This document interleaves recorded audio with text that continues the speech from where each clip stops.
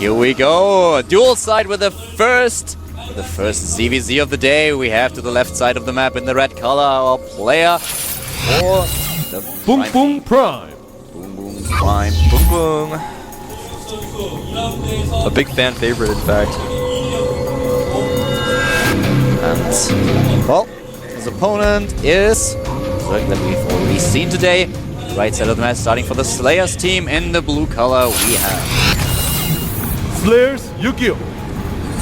Once again, before we head into the build orders, a little bit of statistical information for you guys. We have YugiOh in with only 43% win ratio against Zerg. He has 9 wins and 12 losses in competitive play. YugiOh on the other, BBoongBBoong on the other hand, he has 18 wins and 11 losses, which puts him at 62. That's pretty decent. That's actually a pretty good rate for him, considering how little experience he has. I mean, he's kind of a newer player, but to have that win rate with that few games is actually pretty impressive. And his recent wins against Zerg have been quite extensive. He won actually 8 out of 10 of his last games, so that's looking good for him. And YugiOh is going to have to be a little bit stressed out about this. The one thing that we have to note about BBoongBBoong is that in the Arena of Legends, not the last season, but the season before that, he was able to take down Nestea with 2-0. Nestea being a ZVZ specialist. And I've casted those games together with, I think it was Moltrap, and he completely outclassed Nestea. So he did not cheese, he did not go for some kind of fancy builds where he was just surprising his opponent, but he completely outplayed him. It was very impressive to watch. This is why I think that BBoongBBoong has the edge over his opponent here, and if he has been working on his CVC, we should see a very stable and very controlled game by him. I think you're exactly right. Both players going for a speedling expand. A little bit faster is the Zergling speed of BBoongBBoong, but that can come into play. When these two builds collide, it very often does not, though. And we'll see the Queen is actually out way earlier for YugiOh as a result. So even though his speed is behind, he's going to have a little bit of a production advantage. Even going to try to push this Overlord back, interestingly enough. And you can see a little bit of action down there on the other side of the map, but the Spine Crawler being put down for BBoongBBoong, he's actually feeling a little bit nervous right now, seeing no hatchery. There's a Baneling Nest for YugiOh. Both of them so far without hatch. And without scouting information of what's going on in their opponent's mains. Until this very moment when two Zerglings do get in here, he will see the Spine, which will let him know his opponent's being very defensive. He's actually started mining gas again, but he had pulled his drones off initially. He saw at the last second the drones coming back in. If he clicked on it, he would know, okay, he doesn't have that much gas. I can still be aggressive with Banelings if I want. Ooh, BBoongBBoong, bold Roach Warren. Yeah.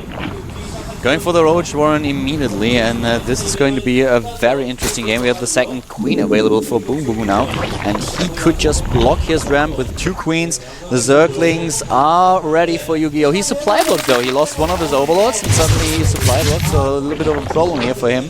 And the Zerglings are being built. The Roach Warren is not ready just yet. You're exactly right, and the Banelings actually are being built so far away. I mean, they're defensive Banelings, and I really feel with the way the builders are going, BBoongBBoong is actually going to be so ahead. He does not have a hatchery, but with how many drones he's been able to sneak out here, and with the Roach Warren tech that he has earlier than his opponent, he can safely expand. I think he's actually going to do it right now. No, he's making 2 roaches. I'm not sure if I agree with that, but YugiOh is expanding now. YugiOh is already getting his second base. He has the Banelings, and he can defend against what his opponent is using right now. With 1 base Roach, you usually don't get the amount of roaches fast enough that you need in order to take down Zergling Baneling. And especially if you don't have the +1 attack upgrade. But BBoongBBoong is now expanding on his own. He's trying to get the hatch into the game. I don't understand why he made so many roaches, especially after scouting what's up with his opponent. To make this many roaches seems a little bit too much. He is going to start his base. He's going to be very behind. He's actually going to catch his opponent off guard, but these 2 Banelings that he left will be enough. And it's nice that he did not sacrifice his Banelings, that he retreated, and very nice unit control by YugiOh so far. Oh, that was close. That was actually a little bit of a gamble that he did not cancel the hatch. I think I would have been scared enough to just cancel it. Just to be he knows he's so behind with the hatchery timing that he could not do it. He's like, oh, I just can't do it. And he's actually going to push out with his roaches now. But with the 2 spines here and the Zerling count that YugiOh has, his Zerling count's at 20, he'll absolutely hold this. This is why I think the making as many roaches as BoongBoong did was somewhat of a mistake. Oh, taking a few hits on the spines as well. He's even attacking with his roaches at this direction. Needs to pull back. Now he's turning around. I would have been really surprised if he would have tried to attack. Yeah, that would have been a catastrophe. Would have been just complete suicide. Now a huge Zerling counterattack from YugiOh. Remember, he has about twice the Zerling count of his opponent. He is at the very least going to get this queen. Nice. Killing the queens is so important. You can just make sure that your opponent has not the same production. And this is a very fierce battle that we have seen. YugiOh is going to take down the spine crawler. Oh, and the second queen. Oh my god. Double production loss there. And he's actually going to be able to get some drones as well. YugiOh is down on supply right now, but he is taking leaps and bounds ahead in production now. He started a few more drones behind this.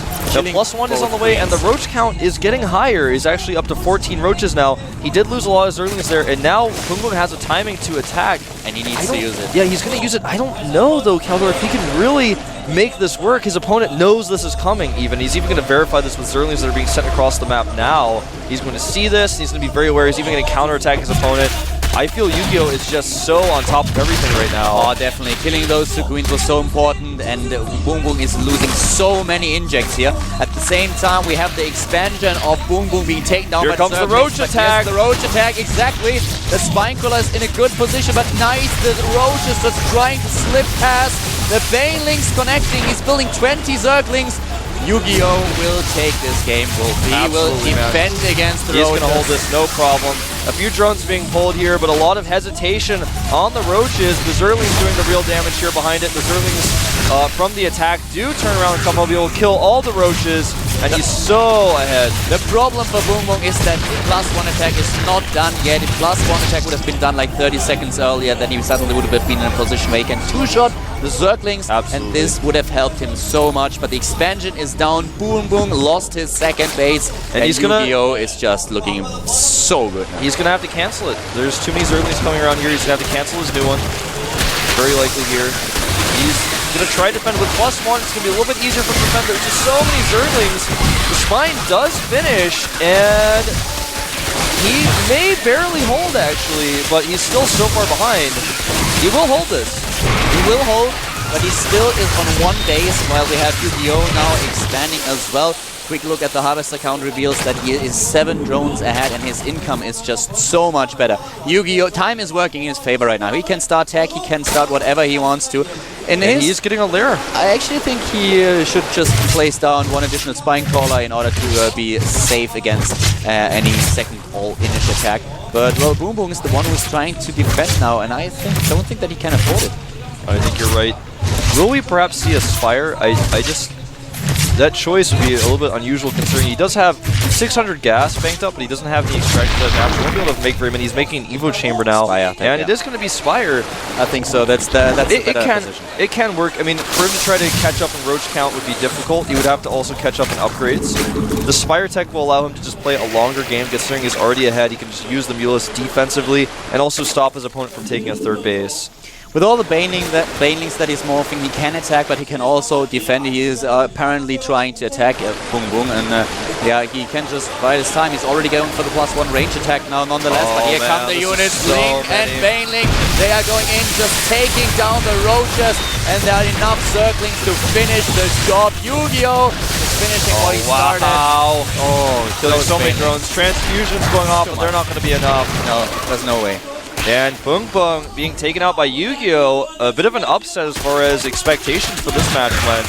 Definitely, but he played so well. I'm a little bit disappointed by BoongBoong here, and I expected a lot more from him, but YugiOh played this just so well, and GG! BoongBoong was completely outplayed. Well done by YugiOh, I have to say. He played this very, very well, and never got into a position where he was on the edge. He always was on top of things. He saw the roach attack coming in, prepared for it in time.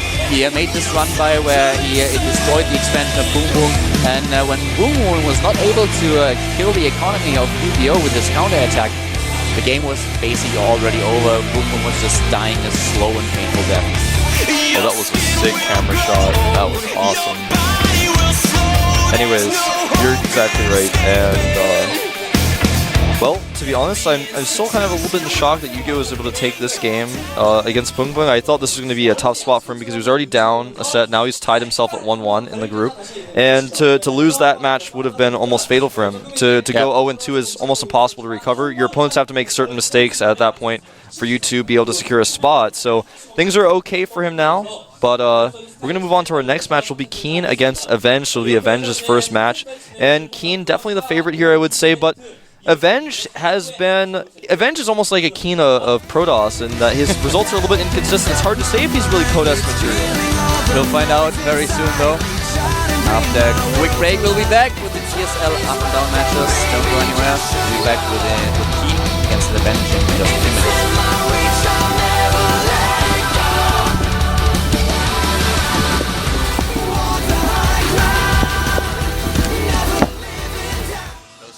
Vegas.